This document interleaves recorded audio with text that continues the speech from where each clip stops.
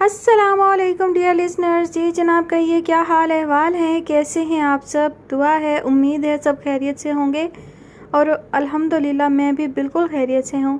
جی جناب کہیے آپ کے شہر کے موسم کی کیا صورتحال ہے؟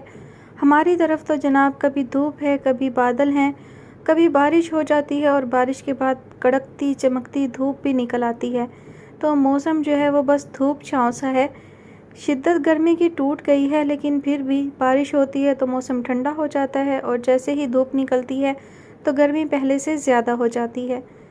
آپ سب کے لیے لے کر آئی ہوں ناول کی نیکسٹ ایپیسوڈ. ناول جس کا نام ہے خسارہ, مصنفہ ہیں عابدہ سبین اور آپ سب اس کی سننے والے ہیں قسط نمبر 10. آپ کو بہت مان ہے نا اپنے نواسے پر, بہت محبت ہے نا, جانتی بھی ہیں کہ آپ کا لاڈلا کیا کر رہا ہے. وہ آج تانیہ اور ماہو کو لینے آیا تھا امی کے ساتھ. کیا کر رہا ہے؟ وہ سکندر سے رابطے بڑھا رہا ہے. اس نے یقیناً شہباز سے مل کر سکندر کو ڈھونڈ لیا ہے. وہ ملتا ہے اس سے, روز ان کی طرف جاتے ہیں آپ کے لاڈلے بچے. اس سکندر سے ملنے جو ہماری عزت کو خاک میں ملا گیا تھا. اب بتائیں, معاف کر دیں گی آپ اس کی غلطی؟ اب بھی آپ چاہیں گی کہ ایان اور مہا کا رشتہ ہو؟ ہاں میں یہی چاہوں گی, کیونکہ یہ میرے بچوں کی خوشی ہے. وہ اطمینان سے بولی. سکندر کو معاف کر دیں گی آپ؟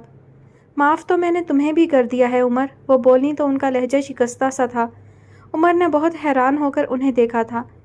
بھابھی, عمر کی امی کے لیے یقیناً یہ عجیب سی بات تھی. آپ سکندر کی غلطی کیسے بھول سکتی ہیں؟ وہ جانے کیوں تلخی سے مسکرا دیں. انہوں نے جواباً عمر کو دیکھا تو وہ نگاہیں چرا گیا. کچھ بھی نہیں بھولی میں, میری تو نظر میں وہ تمام منظر ٹھہر گئے تھے. ایک ماں کیسے بھول سکتی ہے؟ وہ بے آواز رو دیں. دبی چنگاریاں دبی رہنے دو عمر, میرا ظرف ہے جو میں نے تمہیں معاف کر دیا, ورنہ میرا کلیجہ چیر کر دیکھو تو. تائی امی, عمر نے وضاحت دینی چاہی تو انہوں نے ہاتھ اٹھا کر منع کر دیا. بس عمر, اب نہیں. میں دہرانا نہیں چاہتی, مگر باخدا میں سچ جانتی ہوں. کوئی مجھے بھی بتا دے کہ کیا سچ ہے, کیا کہہ رہے ہیں آپ؟ تانیہ نے بے بسی سے چچی کو دیکھا. وہ بھی تو انجان تھیں, بے خبر. بے خبری ہی بھلی ہے چچی, کیا کریں گی جان کر, دل پر ضرب لگے گی آپ کے. تانیہ دکھ بھرے لہجے میں بولی تھی. مجھے یہ پراسرار باتیں پاگل کر دیں گی. مجھے بتاؤ آخر بات کیا ہے؟ عمر نے کیا کیا ہے؟ تم کیوں گھر چھوڑ کر آئی ہو؟ وہ تڑپ کر بولیں. میں آپ کو تکلیف نہیں دینا چاہتی چچی, مگر شاید آپ کا سچ جاننا ضروری ہے. میں یہ بوجھ مزید اپنے سینے میں نہیں رکھ سکتی. تانیہ کا لہجہ بھیگ گیا. 30 سال پرانے زخم جیسے تازہ ہو کر رسنے لگے تھے. وہ انہیں ایک ایک بات بتاتی چلی گئی. یہ بھی کہ ریان سب جانتا ہے اور اسی نے تانیہ کو سچ کہنے کی ہمت دی. عمر, حقیقت جان کر وہ رو دیں. کیا کر دیا عمر تو نے, یہ کیا کر دیا؟ کتنے لوگوں کی آہ لے لی تو نے بدبخت. وہ سر تھام کر رونے لگی. امی میری بات سنیں. دفع ہو جا میری نظروں کے سامنے سے, دفع ہو جا. میری اولاد نے اتنے دل دکھائے. برسوں ایک بیٹا ماں باپ سے ملنے کو ترسا, اور بھائی صاحب تڑپتے ہوئے بنا ملے ہی دنیا سے چلے گئے. اتنا بڑا جھوٹ, اتنا بڑا الزام. اپنے لیے نہیں کیا تھا میں نے, مدحت کی خوشی کے لیے کیا تھا. وہ سکندر کو نہیں حیدر کو چاہتی تھی, اور تایا ابو زبردستی اسے سکندر سے باندھ رہے تھے. وہ چیخا. جھوٹ, یہ سب تم نے صرف اپنی نفرت کی تسکین کے لیے کیا. مدحت کو تو تم نے خود تیار کیا تھا اس کے لیے. وہ سکندر سے شادی کرنے پر تیار تھی, اور حیدر تو مان ہی نہیں رہا تھا. تم نے دھمکی دی تھی اسے کہ اگر اس نے مدحت سے شادی نہیں کی تو تم مجھے طلاق دے دو گے. وہ سکندر کی محبت کے آگے مجبور ہو گیا. اس نے سکندر سے بڑھ کر بھائی ہونے کا ثبوت دیا. میرے سر پر ہاتھ رکھا, اور میرا گھر بسانے کے لیے اس نے مجبوراً مدحت سے شادی کی. مگر وہ عمر بھر اندر ہی اندر گھلتا رہا, اور آخر کینسر بن کر اس کا درد اس کی جان لے گیا. تانیہ چلائی تھی. آج سے پہلے وہ کبھی اس طرح نہیں بولی تھی. سکندر بھائی کا دوست یہ سچ بتانے گھر آ رہا تھا. اس شخص نے اسے جھوٹے منشیات کے کیس میں پھنسا دیا, اور اس بے گناہ کو 10 سال کی قید ہو گئی. میں ایسے شخص کے ساتھ مزید نہیں رہ سکتی چچی, جس کے لیے اتنے لوگوں کے دل سے بددعا نکلتی ہے. میں اپنی بچی کو بددعاؤں کے حصار میں نہیں رکھ سکتی. میرے پاس ہے ہی کیا ماہا کے علاوہ؟ اپنی بہن کا سچ چھپانے کے لیے یہ ایک بار تو میری گود اجاڑ چکا ہے, مگر اب میں اپنی بیٹی کو نہیں کھونا چاہتی. میں نہیں جاؤں گی وہاں. وہ پاگلوں کی طرح چیخ رہی تھی, پھر یکدم نڈھال ہو کر نیچے گر گئی تھی, اور سب اس کی طرف لپکے تھے. ایمن کی بچی, تم نے مجھے یہاں اس لیے بلایا ہے کہ تم یہ فرائض کھاتی رہو اور میں تمہیں دیکھتی رہوں؟ بہانی پچھلے 10 منٹ سے بیٹھی اس کے بولنے کی منتظر تھی. جس نے ضروری بات کہہ کر بلایا تھا اور اب فرینچ فرائز کھائی جا رہی تھی۔ نہیں، میں شدید الجھن میں ہوں، تجھے پتہ ہے نا کہ پریشانی میں منہ چلانا میری عادت ہے۔ اس کے شفاف چہرے پر پریشانی حویدہ تھی۔ اچھی عادت ہے یار، تمہیں پتہ ہے اگر تم نے یہ عادت نہ بدلی تو موٹی ہو جاؤ گی۔ ہانی نے اسے ڈرایا جس پر ککھ بھی اثر نہ ہوا تھا، اور خاص کر اس طرح کی چیزیں کھانے سے ویٹ بڑھتا ہے۔ اس نے مزید کہا، اوہو ہانی، میں نے ڈائٹ پلان کے لیے نہیں بلایا تمہیں، اور ویسے بھی یہ تو میں نے تمہارے لیے بنائی ہیں۔ وہ عجیب الجھے ہوئے انداز میں بولی جبکہ ہانی کی نظریں پلیٹ پر تھیں جس میں محض 2-4 ہی فرائز بچے تھے۔ بنائے تھے کہو، تم سارے کھا چکی ہو ایمن۔ ہیں؟ ہاں، اس نے پلیٹ دیکھی۔ سوری ہانی، میں اور بنا دوں تمہارے لیے؟ وہ اٹھنے لگی مگر ہانی نے بازو پکڑ کر بٹھا لیا۔ گولی مارو انہیں، مجھے یہ بتاؤ بات کیا ہے؟ خیریت ہے نا؟ تم سکندر انکل کے بیٹے ارید کو جانتی ہو نا؟ ایمن کو جیسے پھر سے اپنی پریشانی یاد آ گئی۔ وہ ہانی کے پاس بیٹھ کر پوچھنے لگی۔ ہاں، اور جب یہ بھی پتہ نہیں تھا کہ وہ سکندر انکل کا بیٹا ہے تب سے جانتی ہوں۔ ہانی نے لفظ جیسے چبائے تھے۔ ایمن کی بے تکی باتوں پہ اس کا سر پیٹنے کو دل چاہا۔ ہاں مگر جب سے وہ سکندر انکل کا بیٹا بن کر سامنے آیا ہے نا ہانی، بدل گیا ہے۔ ایک اور بے تکی بات۔ ایمن کیا بکواس ہے یہ؟ تم مجھے صاف اور سیدھے طریقے سے بتا رہی ہو کہ پرابلم کیا ہے، یا پھر میں گھر چلی جاؤں؟ ہانی اچھی خاصی زِچ ہو چکی تھی، مگر حقیقت تو یہ تھی کہ ایمن کو سمجھ نہیں آ رہا تھا کہ وہ کیا اور کیسے کہے وہ تمام باتیں جس نے اسے الجھا رکھا تھا۔ ارید سکندر کی زومانی باتیں، اس کی بولتی آنکھیں، اس کا بدلتا رویہ اور اب اس کی ناراضی، یہ تمام عناصر تھے ایمن سلطان کی پریشانی کے۔ کتنے دن سے وہ ہانی سے یہ ڈسکس کرنا چاہتی تھی مگر جیسے بات کا آغاز کرنے کو کوئی سرا ہاتھ نہ آتا، جیسے اس وقت اس کے شفاف چہرے پر یکدم ڈھیر ساری پریشانی نظر آنے لگی۔ مگر آج اس نے ہر صورت ہانی سے بات کرنی تھی، سو اس نے ہمت باندھی۔ ہانی وہ بدل گیا ہے، اس کا لہجہ، اس کی آنکھیں، اس کی باتیں سب بدل گئیں۔ اس کے چہرے پر معصومیت تھی۔ ہانی اسے دیکھتی رہی اور ایمن نے شروع سے آخر تک اسے سب بتا دیا۔ کئی جگہ وہ رکی، کئی بار ہچکچائی بھی، مگر جب تک ہانی کو ہر بات نہیں بتائی وہ چپ نہیں ہوئی۔ ایک عجیب سا احساس میرے ارد گرد چھوڑ جاتا ہے اس کا لہجہ۔ ہانی میرا دل بہت الجھ جاتا ہے، مجھے سمجھ نہیں آتی۔ کبھی کبھی من کرتا ہے کہ اسے کھری کھری سنا دوں۔ کئی بار کوشش بھی کی مگر ہانی، جب بھی اسے سنانے کے لیے اس کی طرف دیکھتی ہوں تو اس کی آنکھیں، آئی ڈونٹ نو ہانی، لیکن میری زبان جیسے تالو سے چپک جاتی ہے، نہیں بول پاتی۔ پلیز ہانی ہیلپ می، میں کیا کروں؟ اس کے صاف ستھرے چہرے پر آنسو پھیل رہے تھے۔ ہانی کو وہ اس وقت اتنی معصوم سی لگی جیسے کبھی بچپن میں لگتی تھی۔ ایمن تم پاگل ہو، اس نے ایمن کے چہرے سے آنسو صاف کیے اور بے اختیار ہنس دی۔ میری پریشانی پر تمہیں ہنسی آ رہی ہے؟ ایمن نے منہ بسورا۔ تمہاری بے وقوفی پر ہنسی آ رہی ہے ایمن سلطان، اس نے ایمن کے سر پر چپت رسید کی۔ خود کو ایکسٹرا سمارٹ سمجھنے والی ایمن سلطان اتنی کم عقل ہے کہ کسی کی فیلنگز تک نہیں سمجھ سکی۔ ایڈیٹ، لائک کرتا ہے وہ تمہیں۔ ایمن کی آنکھیں پھیل گئیں۔ وہ ارید سکندر جسے میری شکل سے بیزاری تھی، وہ مجھے پاگل کہتا تھا، چڑھتا تھا میری باتوں سے، وہ مجھے لائک؟ ایمن اٹکی، پھر لمحہ بھر بعد جیسے اسے کچھ یاد آیا۔ یس، مجھے سمجھ آ گئی ہانی، آئی بلیو اسے جو شاک لگا تھا نا بجلی سے، اس نے ہی اس کے دماغ میں کچھ خرابی کر ڈالی ہوگی۔ اس دن کے بعد سے ہی وہ یہ حرکتیں کر۔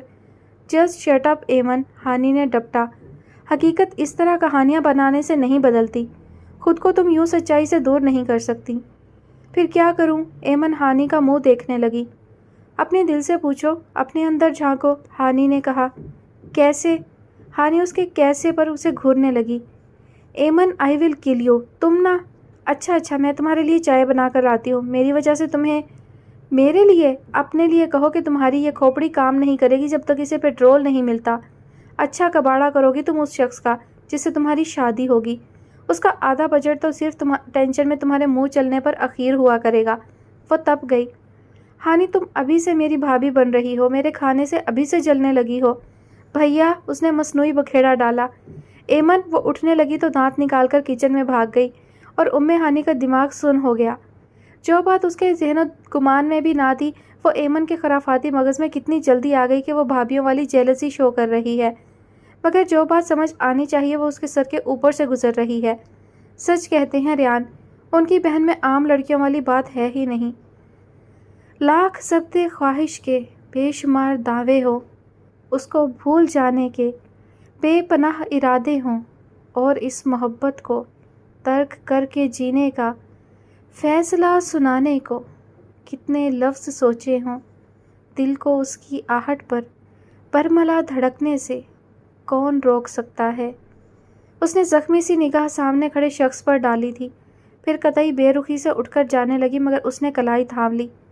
ماہا پلیز۔ ماہا عمر کی دھڑکنیں بے ترتیب ہوئی تھیں، مگر نہیں، اس کے ساتھ کھڑا ظالم شخص اس کے دل اور دھڑکن کی لے کو کب سمجھتا ہے۔ اس میں اور بابا میں کوئی فرق نہیں تھا۔ ابھی بھی کچھ رہ گیا تھا ایان سلطان جسے کہنے تمہیں خود آنا پڑا۔ وہ پلٹی نہیں تھی اور نہ ہی ایان نے اس کی بازو چھوڑی تھی، بلکہ اس کے جملے کے بعد تو گرفت میں مزید سختی آ گئی تھی۔ ہاں، ایان سلطان کے لبوں سے مختصر سا لفظ ادا ہوا۔ معذرت، میں تمہاری آزمائش میں سفل نہیں ہو سکتی، نہیں کر سکتی وہ جو تم چاہتے ہو۔ ماہا کے لفظ کاٹ دار تھے، وہ لب بھینچ گیا۔ اس نے ماہا کی بازو چھوڑ دی اور اس کے سامنے آیا جس نے پلٹ کر اسے دیکھا بھی نہیں تھا۔ شاید یہ بھی اس کی محبت کی آزمائش تھی، اس کا چہرہ دیکھ لیتی تو کمزور پڑ جاتی۔ معاف تو کر سکتی ہو نا؟ وہ اس کے سامنے کھڑا تھا اور اس کا لہجہ۔ ماہا نے انتہائی حیرت اور بے یقینی سے نگاہیں اٹھا کر اسے دیکھا۔ ایان سلطان کے چہرے پر پشیمانی صاف جھلک رہی تھی۔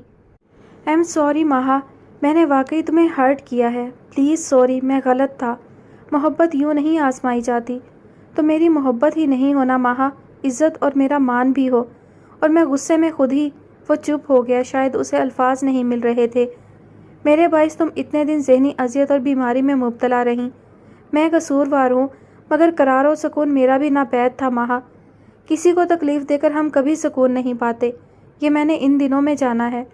میں تمہاری اس اذیت کا شمار نہیں کر سکتا، مگر ہاں تم سے معافی مانگ کر، اپنی غلطی کا اعتراف کر کے اپنے الفاظ کا جن سے تمہیں تکلیف پہنچی ان کی تلافی کر سکتا ہوں۔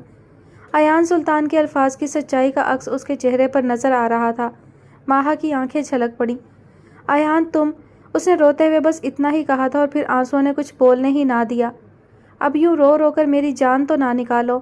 اگر تمہارا غصہ قائم ہے تو اٹس اوکے، تمہارا غصہ جائز ہے، مگر پلیز رونا تو بند کرو۔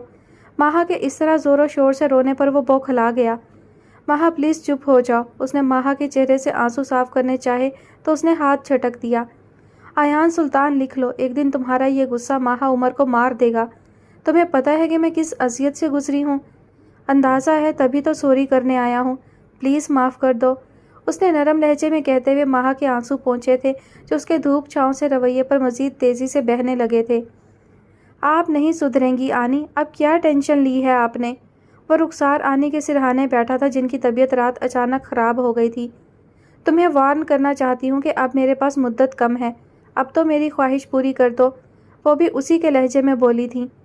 یعنی بلیک میلنگ؟ ریان سلطان کے چہرے پر اتنی خوبصورت مسکراہٹ تھی کہ ہانی جس کی اچانک نظر پڑی تھی دیکھتی چلی گئی، حتیٰ کہ ریان کو ہی اس کا تسلسل توڑنا پڑا تھا۔ وہ جھیپ گئی تھی ریان کی نظروں سے۔ شہباز انکل کہاں ہیں؟ ابھی سوئے ہیں، رات بھر میری وجہ سے پریشان رہے، آنی نے بتایا۔ سچ بتائیے نا آنی، کوئی بات ہے؟ اس نے سنجیدگی سے پوچھا تو نفی میں سر ہلا دیا۔ ڈاکٹرز نے ماما کو بائی پاس کا کہا ہے، مجھے لگتا ہے ماما نے وہی بات سوار کر لی ہے ذہن پر، ہانی نے بتایا تو ریان نے انہیں خفگی سے دیکھا۔ اتنی بہادر خاتون سے یہ امید نہیں تھی مجھے، ریان بولا تو خاموش آنسو آنی کی پلکوں سے ٹوٹ کر پھسل گئے۔ آنی، ریان فکر مند ہوا۔ مجھے بائی پاس کروانے پر کوئی اعتراض نہیں ہے ریان، مگر ضروری تو نہیں کہ یہ بائی پاس مجھے زندگی ہی نوازے، یہ میری موت کا باعث بھی تو ہو سکتا ہے۔ تم کیوں میری زندگی میں ہی ہانی کی رخصتی نہیں کروا لیتے؟ کم از کم میں پرسکون تو ہو جاؤں گی۔ اب کس چیز کا ڈر ہے آپ کو؟ اب تو سب کچھ نارمل ہے آنی۔ پھر یہ ضد، کم از کم ہانی کی اسٹڈیز تو مکمل ہونے دے۔ کچھ نارمل نہیں ہے ریان، شہباز ٹھیک کہتے ہیں۔ اب تو مجھے بھی خوف آنے لگا ہے عمر اورنگزیب سے، وہ اتنی آسانی سے پیچھے نہیں ہٹ سکتا۔ ریان کو ان کی ٹینشن سمجھ آ گئی۔ ماموں نے کچھ کہا؟ کال کی تھی؟ اس نے پوچھا۔ ہر تیسرے دن وہ شہباز کو دھمکی بھرا فون کرتا ہے۔ وہ شخص بہت برا ہے ریان، اور میرا دل ڈرتا ہے کہ اگر اس نے تمہیں اور ہانی کو… وہ لرز گئیں۔ کچھ نہیں بگاڑ سکتے وہ میرا یا ہانی کا، آپ انکل کو سمجھائیں وہ ڈرنا چھوڑ دیں۔ یعنی تم ضد نہیں چھوڑو گے؟ آنی کا شاکی انداز ریان کو حیران کر گیا۔ یہ ضد نہیں ہے آنی، آپ جانتی ہیں کہ میں ہانی کے فیوچر کی وجہ سے… ہانی کا مستقبل تم سے وابستہ ہے ریان، ڈگریوں سے نہیں۔ تم چاہو تو بعد میں اس کی تعلیم مکمل کروا دینا، مگر میں اب مزید صبر نہیں کروں گی۔ میری اور شہباز دونوں کی خواہش ہے کہ اب ہانی اپنے گھر کی ہو جائے، ہم اپنا فرض ادا کر دیں، رخسار آنی نے صاف لہجے میں کہا تھا۔ ریحان سلطان پرسوچ انداز میں بیٹھا رہا، پھر اسی خاموشی سے اٹھ کر آ گیا۔ آنی بھی غلط نہیں تھی، ان کے نکاح کو کافی عرصہ ہو چکا تھا، مگر آنی یہ بھی تو جانتی ہیں کہ وہ تنہا نہیں ہے، اس پر ایان، زیان اور ایمن کی ذمہ داری ہے۔ وہ ایسے کیسے شادی کر کے بیٹھ جائے گا؟ ابھی تو ایان اور ماہا والا معاملہ بھی درمیان میں لٹک رہا تھا۔ وہ جانتا تھا کہ وہ ہانی کو اپنی بات سمجھا سکتا ہے، مگر کہیں آنی میری طرف سے بدگمان نہ ہو جائے۔ وہ بہت پریشان ہو چکا تھا۔ کہاں گم ہو تم؟ کتنے دن سے نہیں آئیں، پتہ ہے تمہیں؟ جی بابا، وہ بس کچھ طبیعت اچھی نہیں تھی۔ دراصل وہ ارید سکندر کا سامنا کرنے سے گھبرا رہی تھی۔ کیا ہوا ہے میرے بچے کو؟ ریحان نے تو مجھے نہیں بتایا کچھ۔ ارے اتنی بھی خراب نہیں ہے نا، آپ پریشان نہ ہو، میں آؤں گی، اس نے سکندر بخت کی پریشانی دیکھتے ہوئے کہا تھا، مگر اسے یہ نہیں پتا تھا کہ شام وہ اسے دیکھنے خود آ جائیں گے۔ وہ شام کا کھانا بنا کر کچن سے نکلی تھی جب ڈور بیل ہوئی۔ ایان کے آنے کا وقت تھا، سو اس نے فوراً دروازہ کھول دیا، لیکن اپنے سامنے سکندر بخت اور مہرین سکندر کو دیکھ کر حیران رہ گئی۔ بابا، آنی؟ عجیب سی کیفیت تھی۔ آئے نا۔ وہ دروازے کے سامنے سے ہٹی تو انہیں اندر آنے کا راستہ ملا۔ کیسی ہے میری جان؟ مہرین نے اسے پیار سے خود سے لگایا تھا۔ سکندر نے بھی پیار کیا۔ کیا ہو گیا تھا؟ ارے آنی کچھ بھی نہیں، آپ اندر تو چلیں۔ وہ انہیں ساتھ لیے اندر لاؤنج میں آئی تھی۔ بیٹھیے پلیز۔ تم بھی میرے پاس بیٹھو۔ مہرین نے اسے بھی ساتھ بٹھا لیا۔ کتنی کمزور لگ رہی ہے نا سکندر، مہرین نے اسے مخاطب کیا، جس کی کیفیت یہاں آ کر عجیب ہو رہی تھی۔ اس گھر سے اسے اپنے جگر کی خوشبو آ رہی تھی۔ وہ سارے گھر کو دیکھ رہا تھا، محسوس کر رہا تھا جیسے ان در و دیوار سے حیدر اس سے مخاطب ہو اور اس کے یہاں آنے پر خوش ہو رہا ہو۔ مہرین کی آواز پر وہ چونکا۔ ہاں؟ نہیں، ابھی کچن میں تھی، اس وجہ سے گرمی لگ رہی ہے، میں ٹھیک ہوں، وہ بولی اور اٹھ کھڑی ہوئی۔ کہاں جا رہی ہو؟ آتی ہوں۔ وہ ان کے لیے کچھ لینے گئی تھی، ساتھ ہی اس نے ریان بھائی کو بھی فون کیا تھا۔ پہلے وہ ان کے لیے فریش جوس بنا لائی تھی، پھر کچھ چائے ناشتے کا انتظام کرنے لگی۔ جب تک ریان اور ایان دونوں آ گئے تھے اور اب وہ دونوں بابا اور آنی کے ساتھ خوب باتیں کر رہے تھے۔ شکر تھا کہ ایان اب پہلے جیسا ہو گیا تھا۔ یہ سرپرائز کیوں رکھا؟ کال کی تھی، بتا دیتے آپ مجھے آنے کا۔ یہ سرپرائز تمہارے لیے نہیں تھا، ایمن کے لیے تھا، یہ کئی دن سے آئی نہیں تھی، ہم اداس ہو گئے تھے۔ ایمن شرمندہ سی ہو گئی ان کی اتنی محبت پر۔ آئیے نا آنی، میں آپ کو گھر دکھاتی ہوں اپنا۔ چائے سے فارغ ہو کر وہ مہرین سے بولی تھی۔ ایان بھی فریش ہونے کمرے میں چلا گیا تو اس نے سکندر کو مخاطب کیا اور وہ پریشانی جو کئی دن سے ذہن پر سوار تھی ڈسکس کی۔ اسے سکندر بخت کی قربت میں بابا جیسی فیلنگز آتی تھیں۔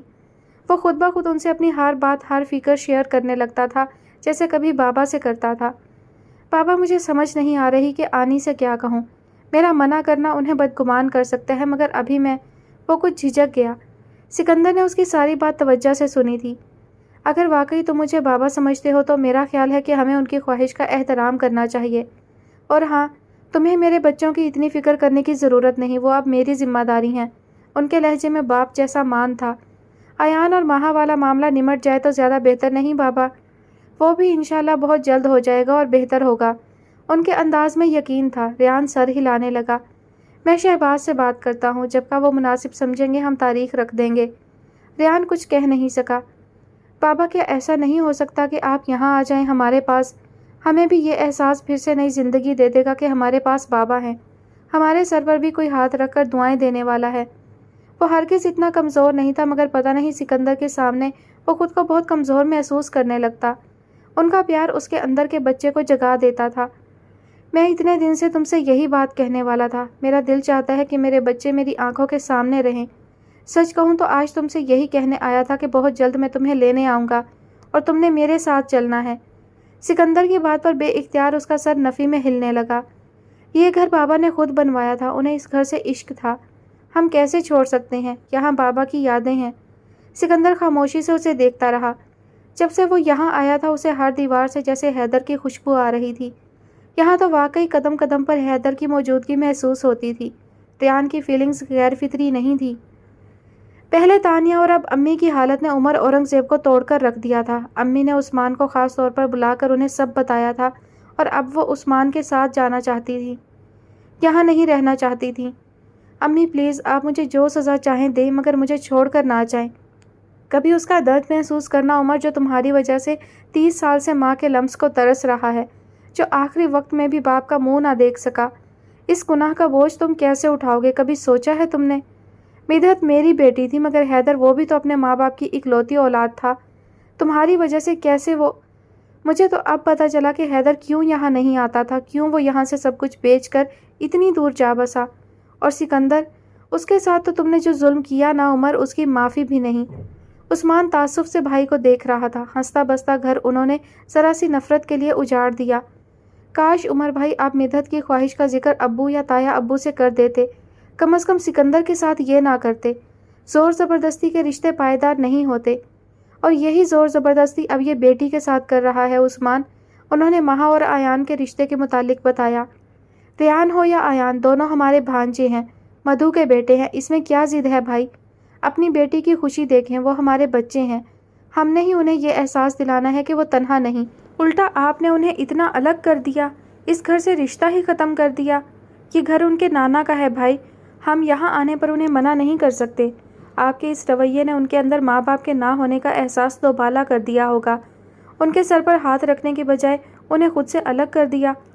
ابھی وقت ہے عمر، یہ ضد چھوڑ دے، اپنے کیے کی معافی مانگ لے اس رب سے اور اس کے بندوں سے جن کے تو نے دل دکھائے ہیں، کیونکہ وہ رب بھی تب تک معاف نہیں کرتا جب تک اس کے بندے معاف نہ کر دیں تیری خطا۔ امی کے تو اس دن سے آنسو ہی خشک نہیں ہوتے تھے۔ سکندر اور تائی امی سے معافی مانگ لو بھائی اپنے ظلم کی۔ میں نے کوئی ظلم نہیں کیا، میں نے جو کیا ٹھیک کیا سکندر کے ساتھ، یہی ہونا چاہیے تھا۔ مجھے اس سے نفرت ہے، سخت نفرت۔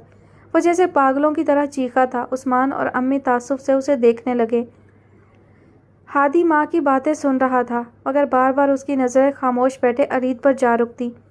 تمہارے ابا نے تمہاری دادوں کو بھی فون کر دیا ہے، وہ بھی بہت خوش تھیں، بہت دعائیں دے رہی تھیں۔ ماں بول رہی تھیں، اور جس کے متعلق یہ ساری گفتگو تھی وہ جیسے خود سے بھی بیزار ہوا بیٹھا تھا۔ اور اسی دن تمہارے ابا شاید ریان اور ہانی کی شادی کی تاریخ پر بھی شہباز بھائی سے بات کریں گے۔ واہ ماں، زبردست ہو گیا۔ ہادی پرجوش تھا۔ ماں انہیں تفصیل بتا کر چلی گئیں۔ تجھے نہیں لگتا ارید کہ تم نے بہت زیادہ توقعات باندھ لیں اس سے؟ ہادی کی بات پر اس نے ناسمجھی سے دیکھا۔ تجھے یقین ہے کہ وہ تجھے فون کرے گی؟ ہادی نے صاف اس کا بار بار فون دیکھنا نوٹس کیا تھا۔ جواباً ارید سر جھٹک گیا۔ میری جاب کی خبر سارے شہر کو مل گئی، تجھے کیا لگتا ہے اسے پتہ نہیں ہوگا؟ ریان بھائی، ایان، زیان، ہانی، سب نے مجھے مبارکباد کے لیے کال کی۔ اصولاً اسے بھی کرنی چاہیے، وہ پہلے ہی ایمن سے خفا تھا، اب مزید ہو گیا۔ اسے علم ہو تب نہ کہ کوئی اتنی شدت سے اس کے فون کا منتظر ہے۔ ارید کے چہرے پر غصہ جھلکنے لگا۔ اتنا تو تجھے بھی پتہ ہے کہ جس طرح تم ایمن کے لیے سوچتے ہو اس بیچاری کے گمان میں بھی نہ ہوگا۔ وہ عام لڑکیوں سے مختلف ہے، الگ نمونی ہے دنیا میں ایک ہی۔ ارید غصے سے بڑبڑایا۔ او ہیلو، خبردار جو میری بہنا کو کچھ کہا، غلطی تمہاری ہے سراسر۔ اس معصوم کو کیا پتا کہ تم اس کے لیے کیا جذبات رکھتے ہو۔ جسٹ شٹ اپ یار ہادی، مجھے اس وقت شدید تب چڑھی ہے، بہتر ہوگا اس کی سائیڈ نہ لو، اوکے؟ ارید سکندر واقعی غصے میں تھا۔ ماں سے بات کروں؟ ہادی نے معصومیت سے پوچھا۔ کون سی بات؟ وہی جو ایمن کو سمجھ نہیں آ رہی مگر ماں کو آ جائے گی، ڈائریکٹ بات کرتے ہیں نا۔ ہادی کا آئیڈیا اچھا تھا مگر وہ ایمن سلطان ہے ہادی، اس سے کوئی بعید نہیں اگر اس نے ماں سے کہہ دیا کہ وہ تمہاری طرح مجھے بھی بھائی سمجھتی ہے۔ نیور، مجھ میں یہ سننے کی ہمت نہیں ہے۔ ہادی کو ہنسی تو آئی تھی مگر وہ ارید کی صورت دیکھ کر کنٹرول کر گیا۔ تو پھر سیدھا راستہ یہ ہے کہ اس سے کھل کر بات کرو، اسے اپنی فیلنگز بتاؤ۔ ساری دنیا کو نظر آ جاتا ہے ہادی، اسے کیوں دکھائی نہیں دیتا؟ میری آنکھوں میں اترا اس کا عکس، کس طرح سمجھاؤں اسے؟ اتنی نادان نہیں ہے جتنا بنتی ہے، وہ جانتی ہے میں اس سے ناراض ہوں۔ اسے کم از کم ایک بار پوچھنا تو چاہیے تھا نا، کیوں؟ الٹا محترمہ نے گھر آنا چھوڑ دیا۔ ماں بابا بتا رہے تھے اس کی طبیعت ٹھیک نہیں تھی، بیمار ہے ہفتے بھر سے۔ جھوٹ، وہ بہت زیادہ بدگمان ہو رہا تھا۔ اس کی جاب لگی تھی، وہ بھی اس کی پسندیدہ، جتنا وہ جاب ملنے پر خوش تھا ایمن کے اس رویے پر اتنا ہی شدید الجھا ہوا۔ جانے رات کا کون سا پہر تھا جب عثمان نے فون کیا تھا، تانیہ عمر بھائی کی طبیعت بہت خراب ہے، جلدی آؤ، اور وہ فوراً اٹھ کر دوسرے پورشن میں بھاگی تھی۔ عمر کا بلڈ پریشر بہت ہائی ہو گیا تھا، وہ اور عثمان اسے ہاسپٹل لے گئے، مگر عمر کی طبیعت بگڑتی چلی گئی۔ اس کا بی پی کنٹرول نہیں ہو رہا تھا، جس کی وجہ سے عمر کے سارے جسم میں جھٹکے لگ رہے تھے۔ رات سے صبح ہو گئی، وہ اور عثمان ایک لمحے کو نہیں بیٹھے تھے۔ بار بار ڈاکٹرز سے عمر کا پوچھتے اور ان کا وہی جواب، ہم کوشش کر رہے ہیں، بس آپ دعا کیجیے۔ اور دعائیں تو تانیہ پورے دل سے کر رہی تھی۔ یہ سچ تھا کہ عمر اورنگزیب کے لیے برسوں پہلے اس کے دل سے محبت ختم ہو چکی تھی، مگر وہ اس کا شوہر تھا، اس کی بیٹی کا باپ۔ بی پی تو اب نارمل ہے ان کا، مگر آئی ایم سوری، ان کا بایاں حصہ پیرالائز ہو گیا ہے۔ عثمان اور تانیہ دونوں جیسے ڈھہ گئے تھے، مگر امیدیں قائم ہیں، انشاءاللہ وہ جلدی صحت یاب ہو جائیں گے۔ امید پر تو دنیا قائم تھی، بہرحال زندگی تو بچ گئی تھی۔ عثمان نے اسے زبردستی گھر بھیجا تھا جہاں سب منتظر تھے، مگر اس کا چہرہ ہی صاف بتا رہا تھا۔ عمر ٹھیک ہے نا بچے؟ ناراض تھیں اس سے، مگر ماں تھیں۔ جی چچی اب خطرے سے باہر ہیں، اس نے کہا، پھر چپ ہو گئی۔ تانیہ تم جھوٹ کہہ رہی ہو نا؟ اس کی چپ پر وہ رونے لگیں۔ تانیہ ان کے پاس آ گئی۔ نہیں چچی، وہ اب خطرے سے باہر ہیں، مگر ان کا بایاں حصہ حرکت نہیں کر رہا، تانیہ نے لرزتی ہوئی آواز میں بتایا تھا۔ یا اللہ رحم، انہوں نے سینہ تھام لیا جبکہ تانیہ انہیں سنبھالنے لگی۔ عثمان ماموں کی کال آتے ہی وہ تینوں بھائی ہاسپٹل پہنچ گئے تھے۔ عمر ماموں شاید دوا کے زیر اثر تھے، عثمان ماموں ان کی حالت پر بہت پریشان تھے۔ ڈاکٹرز کیا کہتے ہیں؟ کوئی حوصلہ افزا بات نہیں کر رہے ریان، بس جیسے بہلا رہے ہیں۔ تانیہ کے جانے کے بعد یکدم پھر عمر کی حالت بگڑ گئی تھی۔ بایاں حصہ تو مفلوج ہو گیا ہے، دایاں البتہ حرکت کر رہا ہے۔ مگر اچانک کیسے ماموں؟ اچانک کچھ نہیں ہوتا ریان، ذہنی جنگ لڑ رہا تھا کئی دن سے خود کے ساتھ، مگر اپنی غلطی ماننے کو تیار نہ تھا۔ یہ اندر کی جنگ کا نتیجہ ہے تمہارے سامنے، عثمان ماموں نے تعصب سے کہا۔ وہ نادان نہیں تھا جو سمجھ نہ پاتا۔ اللہ کرم فرمائے۔ ماموں نانو ٹھیک ہیں؟ امی کی طبیعت تو پہلے ہی اچھی نہیں تھی، وہ عمر بھائی سے ناراض تھیں، میرے ساتھ جانا چاہتی تھیں، اور یہی سبب بنا عمر بھائی کی خراب طبیعت کا۔ وہ نہ امی کو بھیجنا چاہتے تھے، نہ ہی اپنی غلطی تسلیم کر کے معافی مانگنے پر راضی تھے، جبکہ امی چاہتی تھیں کہ وہ اپنے کردہ گناہ کی معافی مانگ لے۔ عثمان ریان کو بتا رہے تھے، ڈاکٹرز عمر بھائی کے پاس جانے نہیں دے رہے، وہ جیسے ہی مجھے دیکھتے ہیں ان کی طبیعت بگڑ جاتی ہے، اور وہ بولنے کی کوشش میں منہ سے عجیب عجیب آوازیں نکالتے ہیں۔ ہو سکتا ہے ماموں وہ کچھ کہنا چاہتے ہوں، یہ بھی ممکن ہے وہ نانوں کو دیکھنا چاہتے ہوں، ماہا سے ملنے کا کہہ رہے ہوں۔ ریان کی بات عثمان کو بہت حد تک مناسب لگی۔ واقعی عمر بھائی شاید امی سے ملنا چاہتے ہیں۔ ہاں ریان، یہ ممکن ہے، میں نے یہ سوچا نہیں۔ پریشانی میں ہو جاتا ہے ماموں، میں ایان سے کہتا ہوں وہ نانوں اور ماہا کو لے آئے گا۔ عثمان نے سر ہلایا تھا، جبکہ ریان ایان کو دیکھنے چلا گیا۔ ایان کیا ہوا ہے ماموں کو، اور اب کیسے ہیں وہ؟ پریشانی اس کے چہرے پر ہویدا تھی۔ ریان نے بہت سختی سے اسے اور زیان کو منع کیا تھا کہ عمر ماموں کی حالت کا ایمن کو پتہ نہ چلے۔ وہ تینوں ہی اچھی طرح جانتے تھے کہ ایمن کو اگر ان کی اتنی خراب طبیعت کا پتہ چلا تو وہ خود اپنی طبیعت خراب کر بیٹھے گی۔ وہی بی پی ہائی ہو گیا تھا۔ دراصل عثمان ماموں نے پہلی بار ہی ان کی اس طرح کی کنڈیشن دیکھی نا تو گھبرا گئے۔ اب بہتر ہیں وہ۔ اس وقت جب ان کی حالت شدید خراب تھی، ایان کو یہ جھوٹ بہت برا لگ رہا تھا۔ اس نے خود دیکھا تھا، نانوں کے سامنے آتے ہی ان کی جو کنڈیشن ہوئی تھی، وہ سبھی گھبرا گئے تھے۔ شکر ہے اللہ کا، میرا دل بہت پریشان ہو رہا تھا ایان۔ وہ بے شک ہم سے ناراض ہیں، مگر ان کے خفا ہونے سے ہمارے دل سے ان کی محبت تو ختم نہیں ہوئی نا۔ ایمن کی آواز بھرا گئی۔ پگلی وہ ناراض نہیں ہے کسی سے۔ ایان نے اس کے سر پر ہاتھ رکھا۔ اچھا واقعی؟ ایان وہ جیسے ہی گھر جائیں تو مجھے لے کر چلنا، میں انہیں دیکھوں گی تو تبھی سکون آئے گا۔ ہاں کیوں نہیں، ایان جیسے زبردستی مسکرایا تھا۔ اچھا چائے پلا دو گی؟ ایک کپ، سر میں درد ہے۔ اور ہاں ریان بھائی کا کھانا بھی پیک کر دینا، وہ آج وہیں ہوں گے۔ مگر تم تو کہہ رہے تھے کہ ماموں ٹھیک ہیں، پھر ماموں کو ڈسچارج نہیں کریں گے؟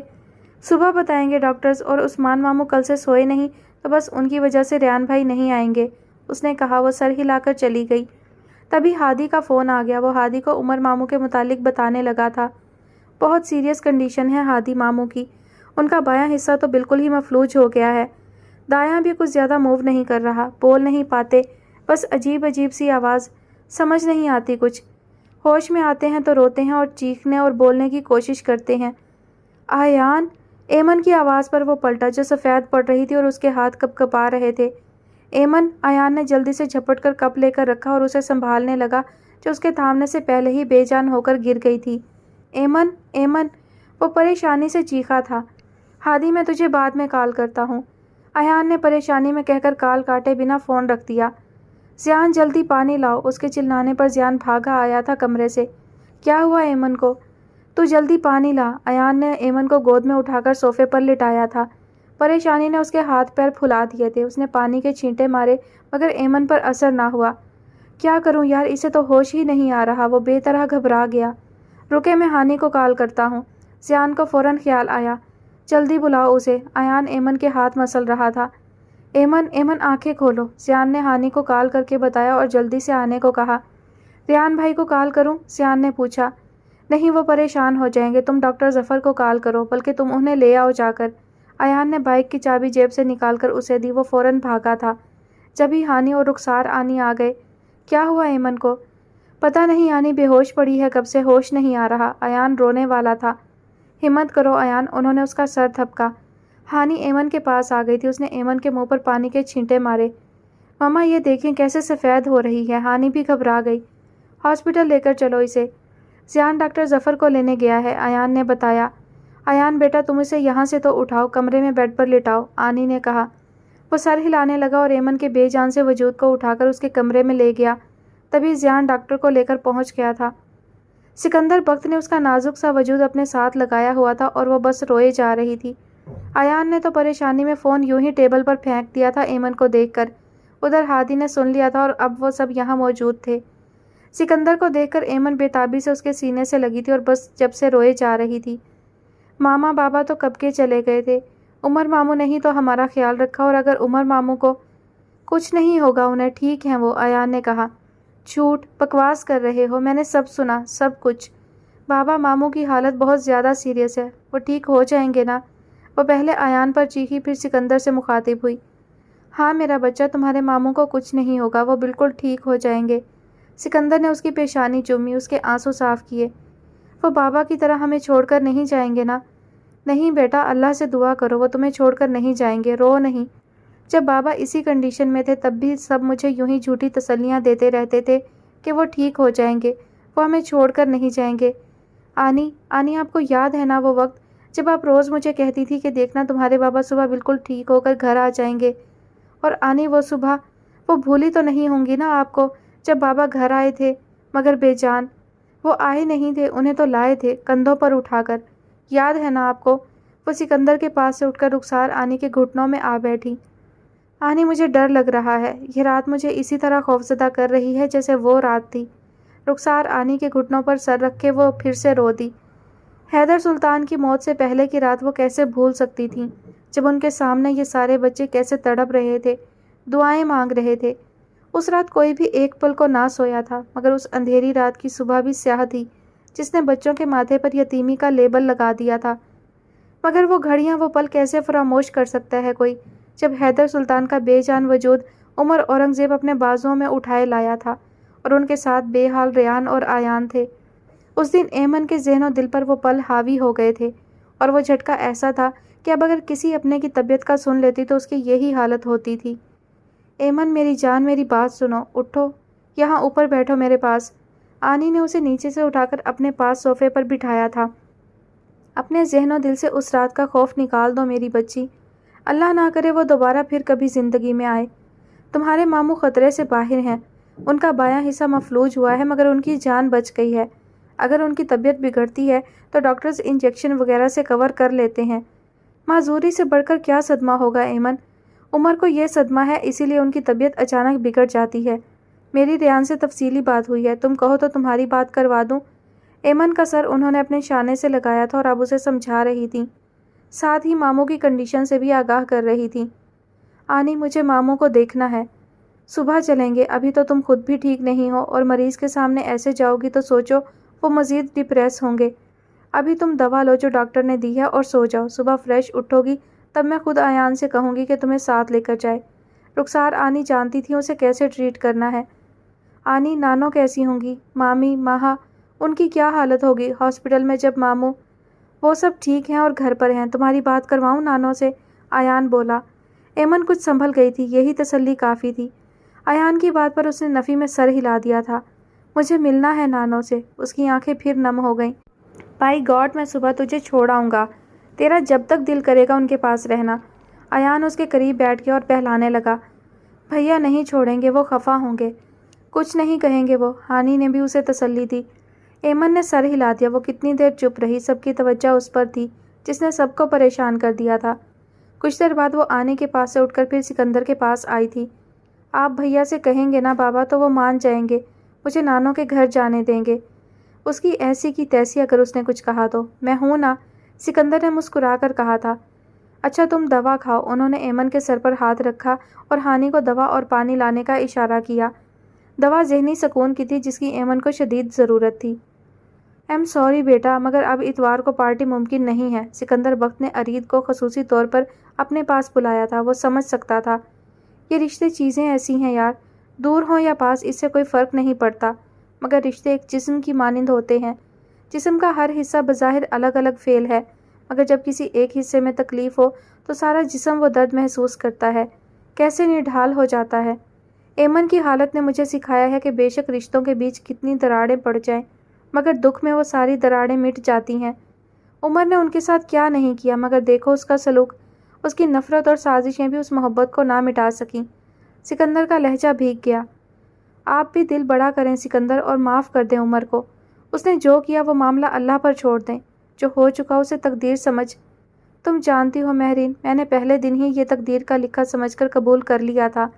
مجھے عمر سے اپنی ذات کے لیے نفرت نہیں ہوئی، مگر اس نے حیدر کے ساتھ جو زبردستی کی، میری بہن کے ساتھ جو سلوک کیا، اس نے میرا دل متنفر کر دیا ہے۔ اور عمر آپ کی بہن کا شوہر ہے سکندر، اور اس وقت شوہر کی اس حالت نے آپ کی بہن کو ادھموا کر دیا ہے۔ اسے ان لمحوں میں پرانی دبی چنگاریوں کی نہیں، حوصلے اور تسلی کی ضرورت ہے جو آپ ان کو دے سکتے ہیں۔ حیدر کو سامنے رکھیں، اس کا دل بہت بڑا تھا، جانتے ہیں نا آپ۔ حیدر کی خاطر بھول جائیں سب، معاف کر دیں عمر کو اور چلیں کہ اس وقت امی اور تانیہ کو آپ کی ضرورت ہے۔ ماں ٹھیک کہہ رہی ہیں ابا، پلیز پلیز پرانی ہر بات کو دفن کر کے نئی شروعات کریں۔ عمر انکل نے جو کیا اس کے لیے انہیں معاف کر دیں۔ ارید نے بھی ہمت دی۔ کتنا آسان ہوتا ہے کہنا معاف کر دو، بھول جاؤ، مگر باخدا کوئی میرے دل پر ہاتھ رکھ کر دیکھے کہ معاف کر دینا کتنا مشکل امر ہے۔ اجر بھی تو اتنا ہی زیادہ ہے سکندر معاف کر دینے کا۔ اللہ رب العزت کے نزدیک سب سے پسندیدہ عمل معاف کرنا ہے۔ مہرین نے ہار نہیں مانی۔ معاف کر بھی دوں تو بھول نہیں سکتا۔ جو معاف کرنے کی طاقت دے گا وہ بھولنے کا حوصلہ بھی ضرور دیتا ہے، مہرین نے کہا تھا۔ 30 سال کم نہیں ہوتے مہرین بھولنے کے لیے، وہ جیسے جتا رہا تھا۔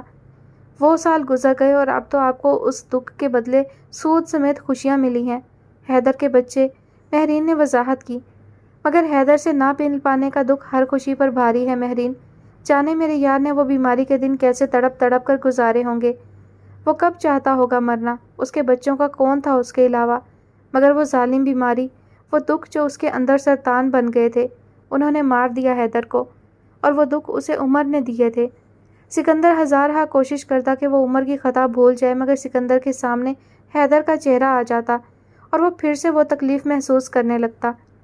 ابا سوچیں اگر حیدر انکل زندہ ہوتے اور عمر اورنگزیب کو اس حالت میں پاتے تو کیا وہ انہیں معاف نہ کرتے؟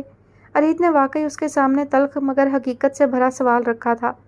اس کا دل بہت نرم تھا، وہ تو کسی سے خفا ہو ہی نہیں سکتا تھا۔ بس پھر تو بات ہی ختم ہو گئی ابا، ارید نے جیسے قصہ سمیٹ دیا۔ سکندر اسے دیکھتا رہ گیا۔ اسے سکون عمر ماموں کو دیکھ کر ہی آیا تھا۔ نانوں نے اسے اپنے پاس ہی رکھ لیا تھا کچھ دن کے لیے، جب تک ماموں کو ہاسپٹل سے چھٹی نہ ہوئی۔ اب شاید عمر ماموں نے اس حقیقت کو قبول کر لیا تھا، وہ پہلے کی طرح نہیں کرتے تھے بلکہ شانت ہو گئے تھے۔ انسان کتنا ہی اکڑ لے مگر اس کی ذات کبھی نہ کبھی یہ احساس دلا دیتی ہے کہ انسان محض مٹی کا پتلا ہے اور سانس تک لینے کو اس رب کائنات کا محتاج ہے۔ ماموں نے اپنی معذوری کو قبول کر لیا تو طبیعت بھی بہتر ہو گئی۔ ڈاکٹرز نے 40% ریکوری کی امید کے ساتھ انہیں گھر بھیج دیا، اور تانیہ جو ضد کر کے بیٹھی تھی یہاں کبھی واپس نہ آنے کی، اب دن رات عمر کی دیکھ بھال کر رہی تھی۔ عثمان ماموں واپس چلے گئے تھے، ان کی چھٹی ختم ہو رہی تھی۔ نانو اب ان کے ساتھ نہیں گئی تھیں بلکہ یہیں تھیں۔ ان کی عبادتوں میں مزید شدت آ گئی۔ ماں کا دل تھا، بے چین تو ہونا ہی تھا۔ وہ ہر نماز کے بعد بیٹے کے لیے دعا کرتیں، اس کی غلطیوں پر معافی طلب کرتیں۔ ان کے گھر آنے کے بعد ایمن ایک دن بعد گھر واپس آ گئی۔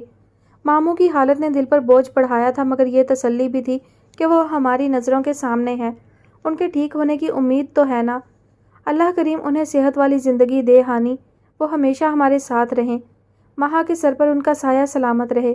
وہ ہانی سے اپنی فیلنگز شیئر کر رہی تھی۔ آمین۔ ہانی نے محبت سے اسے دیکھا۔ ریان کیسے ہیں؟ ٹھیک ہیں، ایمن نے پہلے تو جواب دے دیا مگر پھر اچنبھے سے اسے دیکھا۔ کیا مطلب؟ تمہاری بھیا سے بات نہیں ہوئی؟ اسے عجیب لگا، ہانی اکثر ہی بھیا سے میسیجز پر رابطہ رکھتی تھی۔ نہیں، دراصل مجھے اندازہ تھا کہ وہ ڈسٹرب ہوں گے عمر ماموں کی طبیعت کی وجہ سے، پھر ان کی مصروفیت بڑھ گئی تھی، آفس اور اس کے بعد ہاسپٹل، میں نے بھی اسی لیے انہیں تنگ نہیں کیا۔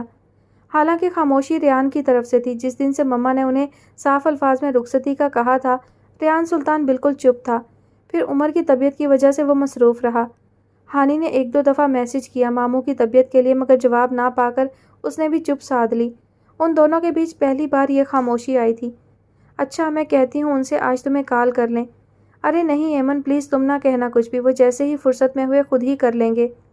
کوئی بات ہوئی ہے ہانی؟ ایمن کو جانے کیوں خیال آیا۔ نہیں تو، ہانی کے چہرے پر شفافیت تھی۔ اوکے، میں چائے لاتی ہوں بنا کے، پھر باتیں کریں گے، ایمن مسکرائی۔ وہ کچن میں آئی تو ہانی بھی اس کے ساتھ ہی آ گئی۔ ایمن بہت مزے کی چائے بناتی تھی، ہانی کو پسند تھی اس کے ہاتھ کی بنی چائے۔ ماہا ٹھیک تھی بظاہر، مگر ہانی دکھ تو اس کے اندر ہے نا ماموں کی یہ حالت۔ اللہ جی اسے ہمت دے اور ماموں کو صحت۔ آمین، ایمن نے کپ اس کے سامنے رکھتے ہوئے کہا۔ یہاں گرمی محسوس ہو رہی ہے نا، چلو باہر لاؤنج میں ہی چلتے ہیں۔ ہانی اپنا مگ لیے اس کے ساتھ آ گئی تھی۔ ایمن، تم نے ارید کو کال کی؟ ہانی نے اچانک سوال کیا۔ وہ پہلے چونکی، پھر نفی میں گردن ہلا دی۔ کیوں؟ تجھے پتا ہے نا اس جاب کے لیے اس نے کتنی سٹرگل کی ہے۔ اس کی خوشی ہے، مبارکباد دینے میں تو کوئی حرج نہیں ہے نا۔ پہلے مجھے پتا ہی نہیں تھا ہانی اس کی جاب کا، پھر جس دن ہادی نے مجھے بتایا اسی دن ماموں کی طبیعت کا فون آ گیا، اور پھر تم جانتی ہو کہ دن کیسے گزرے۔ اتنی بوجھل طبیعت میں مجھے یاد نہیں رہا۔ اب کر لو، ہانی نے جیسے اس کے چہرے پر کچھ ٹٹولا، مگر وہاں سب نارمل لگا۔ کیا ضرورت ہے، 1-2 دن میں اگر چکر لگا تو وہیں جا کر مبارکباد دے دوں گی، اس نے کندھے اچکا کر لاپرواہی سے کہا۔ اور اگر وہ منتظر ہو کہ تم اسے کال کر کے مبارکباد دو گی، وہ خفا بھی تو ہو سکتا ہے، ہانی نے کہا۔ ڈونٹ وری، وہ یعنی ارید سکندر تو بے وجہ بھی خفا ہو سکتا ہے۔ اس دن تو میں نے کچھ کہا بھی نہیں تھا اسے، وہ خامخواہ غصہ کر گیا تھا، وہ بتانے لگی۔ پھر اسے یاد آ گیا، ارے ہاں یار، وہ تو پہلے ہی خفا ہے، مزید کیا ہوگا، سو نو پرابلم۔ ایمن، وہ ناراض ہے، تمہیں برا نہیں لگے گا؟ ہانی نے کریدا۔ ہائے، مجھے کیوں برا لگے گا بھائی، جب میں نے کچھ کیا ہی نہیں، اس نے سر جھٹکا۔ پھر وہ کچھ لمحے ٹھہر سی گئی۔ سچ بتاؤں ہانی، مجھے اس کا یہ رویہ عجب لگتا ہے، بہت عجیب۔ اس گھر میں سبھی مجھے بہت پیار کرتے ہیں، بابا، آنی، ہادی، مگر یہ شخص، پتہ نہیں ہانی، کبھی کبھی میرے اندر عجیب سی ناگواری اترتی ہے ارید سکندر کے اس رویے پر، اور کبھی میں اگنور کر دیتی ہوں۔ وہ بھی تو باقی سب کی طرح تم سے محبت کرتا ہے ایمن، ہانی بولی تو وہ اسے دیکھتی چلی گئی۔ ہر محبت کا الگ رنگ و روپ ہوتا ہے ایمن، سکندر انکل اور آنٹی کو تم میں بیٹی نظر آتی ہے، وہ اس لیے تمہیں چاہتے ہیں، اور ہادی نے تو پہلی بار مل کر تمہیں بہن کہا تھا، اور اپنا کہا ہمیشہ نبھایا بھی، مگر ارید کی محبت کا رنگ ان سب چاہتوں سے الگ ہے، انوکھا۔ ایمن دم سادے سن رہی تھی۔ جانے کیسے تمہیں اب تک احساس نہیں ہوا، حالانکہ لڑکیوں میں تو قدرتی طور پر یہ صلاحیت ہوتی ہے کہ وہ ہر رنگ، ہر نظر پہچان لیتی ہیں محبت کی۔ اس کی باتوں کا احساس تمہیں کبھی نہیں ملا ایمن؟ کبھی ہارٹ بیٹ اپسٹ نہیں ہوئی؟ وہ بہت خاموش تھی۔ محسوس کر کے دیکھو ایمن کہ تمہارے دل میں اس کے لیے کیا ہے، دیکھنا تمہیں خود پتہ چل جائے گا، اور جو تمہارا دل کہے پھر تم اسی حساب سے فیصلہ کرنا۔ اگر ارید کے حق میں ہو تو دیر مت کرنا ایمن، وہ بہت اچھا انسان ہے اور تمہیں واقعی بہت چاہتا ہے۔ اور ہانی، اگر نیگیٹو رسپانس ہوا تو؟ اس نے اتنی دیر بعد پوچھا بھی تو کیا۔ پھر تم وہی کرنا جو دل کہے، ان معاملات میں زبردستی نہیں ہوتی، ہانی نے مسکرا کر اسے جیسے تسلی دی تھی۔ معیار گرتا نہ دوستوں کا، نہ ہم بھی دشمن کی ڈھال ہوتے، ضعیف دشمن پر وار کرتے تو ہم بھی وقت کے دجال ہوتے، جو آ کے تم حال پوچھ لیتے تو اتنی لمبی عمر نہ لگتی، کہ وصل کی ایک گٹھڑی میں سارے گزرتے ماہ و سال ہوتے۔ اسے مبارک ہو مقام اونچا، صحیح حقیقت ہمیں پتہ ہے، بناتے رشتوں کو ہم بھی سیڑھی تو آسماں کی مثال ہوتے۔ وہ چچی جان کے جڑے ہاتھ اپنے ہاتھوں میں تھام کر ان کے قدموں میں بیٹھ گیا اور سر ان کی گود میں رکھ دیا۔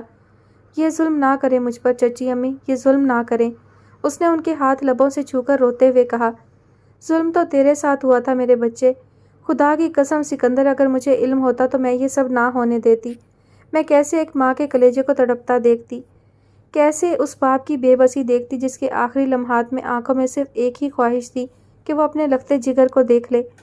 جانے انجانے میں عمر کے اس جرم میں ہم بھی شامل رہے سکندر، میں تجھ سے اپنے لیے بھی اور اس بدبخت انسان کے لیے معافی طلب کرتی ہوں بیٹا، وہ تو اب اس قابل بھی نہیں کہ اپنے کیے کی معافی مانگ لے۔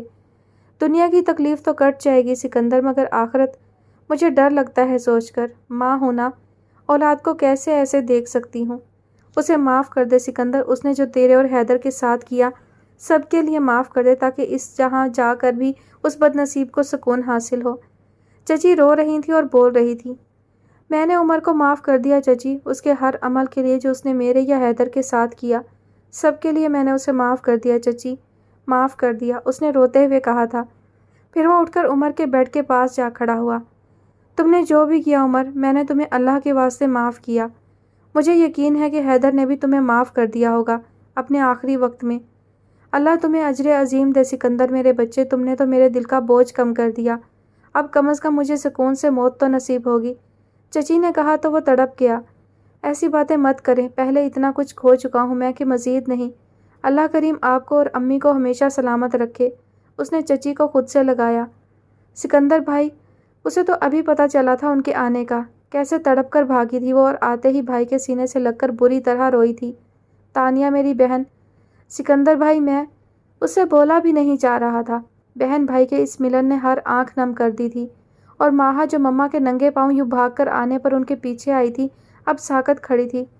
سکندر ماموں، اس کے سب سے چھوٹے ماموں، جن کے لیے اس نے مما کو اکثر چھپ چھپ کر روتے دیکھا تھا، اور بابا کو ہمیشہ ہی ان کے لیے نفرت کا اظہار کرتے سنا تھا، مگر آج اس نے بابا کی طرف دیکھا۔ آج بابا کی آنکھوں میں نفرت نہیں تھی، بس آنسو تھے، اور بے تحاشا آنسو، جو حقیقتاً پچھتاوے کے تھے۔ بس تانیہ چپ کرو اور اپنی بھابھی سے نہیں ملو گی۔ سکندر نے اس کے آنسو صاف کیے اور مہرین کی طرف اشارہ کیا۔ تانیہ نے دیکھا ان کے ساتھ دو ہم شکل لڑکے بھی تھے، یہ یقیناً ان کے بھتیجے تھے۔ وہ مہرین کے گلے لگی تھی جا کر، پھر دونوں بھتیجوں کو خود سے بھینچ کر پیار کیا تھا۔ ماہا، یکدم اس کی نظر ساکت کھڑی ماہا پر رکی۔ ماہا ادھر آؤ بچے، ماموں سے ملو۔ اس نے ماہا کو بلایا اور سکندر کے سامنے لے گئی۔ سکندر بھائی، میری بیٹی ماہا۔ ارے میرا پیارا بچہ۔ ماموں نے اسے سینے سے لگا کر ماتھا چوما تو اس کا ساکت وجود جیسے ہوش میں آیا۔ محبت کی گرمی نے اس کی آنکھیں خود بخود نم کر دیں۔ اب یہ تمہاری نہیں، ہماری بیٹی ہے تانیہ، سکندر نے مسکرا کر کہا تھا۔ تانیہ ان کی بات کا مطلب سمجھ گئی تھی۔ امی اب تک نہیں آئیں، ان کی نماز ختم نہیں ہوئی اب تک۔ نانوں کے پاس ریان بھائی اور ایمن بیٹھے ہیں، ماہا نے بتایا۔ ہم بھی وہیں چلتے ہیں، ارید کے منہ سے بے ساختہ نکلا تھا۔ میرا مطلب ہے یہاں شور سے انکل ڈسٹرب ہو رہے ہیں، انہیں ریسٹ کرنے دیں۔ اس نے فوراً وضاحت دی تھی۔ ہاں، عمر کے لیے یہ شور نقصان دہ ہے، ہمیں باہر چلنا چاہیے، سکندر نے ارید کی تائید کی۔ اور پھر عمر سے مل کر وہ سب دوسرے پورشن میں آ گئے، جہاں امی اور ریان بیٹھے تھے۔ ارید کی نظریں پیاسی رہ گئیں، اتنے سارے دن گزر گئے تھے اسے دیکھے۔ السلام علیکم بابا۔ انہیں دیکھ کر ریان سب سے ملنے کے لیے اٹھ کھڑا ہوا۔ وعلیکم السلام، سکندر نے اسے ساتھ لگایا۔ مہرین نے سر پر ہاتھ پھیرا۔ میں نے تو سنا ہے ایمن بھی آئی ہے، مہرین نے بیٹھتے ہی پوچھا۔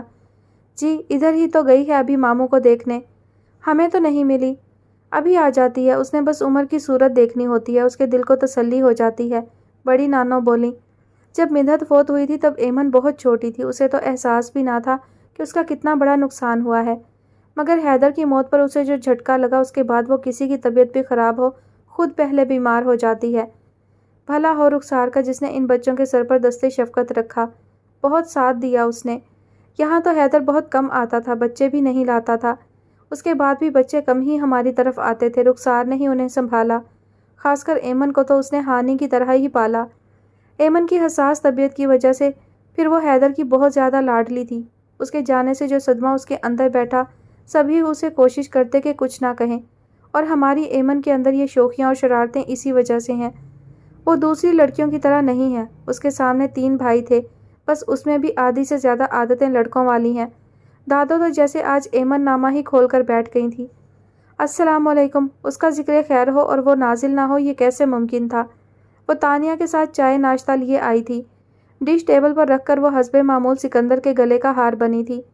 وعلیکم السلام، سکندر نے محبت سے جواب دیا۔ وہ پھر آنی اور باقی سب سے ملی تھی۔ آج تو محترمہ لگ ہی نہیں رہی تھی کہ ایمن سلطان ہے۔ ماشاء اللہ پیاری لگ رہی ہو، تم پر جچتی ہیں فراکس، مہرین نے آنکھوں آنکھوں میں اس کی بلائیں لی۔ اس کے دل کی بات ماں ہمیشہ کہہ دیتی تھی۔ ایمن سلطان پر ہر چیز جچتی ہے بھابھی، کیونکہ یہ دنیا میں واحد ہی نمونی ہے، تانیہ نے اسے چھیڑا تھا۔ مامی، اس نے منہ بگاڑا، حالانکہ پھپھو نے بالکل سچ کہا تھا۔ ایمن میں عام لڑکیوں کی طرح سجنے سنورنے کا شوق نہیں ہے بھابھی، اس سے تو آپ لڑکوں والے سارے کام کروا لو۔ یہ ڈریسنگ، سجنا سنورنا اس کے بس کا کام نہیں۔ تانیہ سب کو چائے سرو کرتے ہوئے کہہ رہی تھی، جبکہ ایمن وہاں سے واک آؤٹ کر چکی تھی۔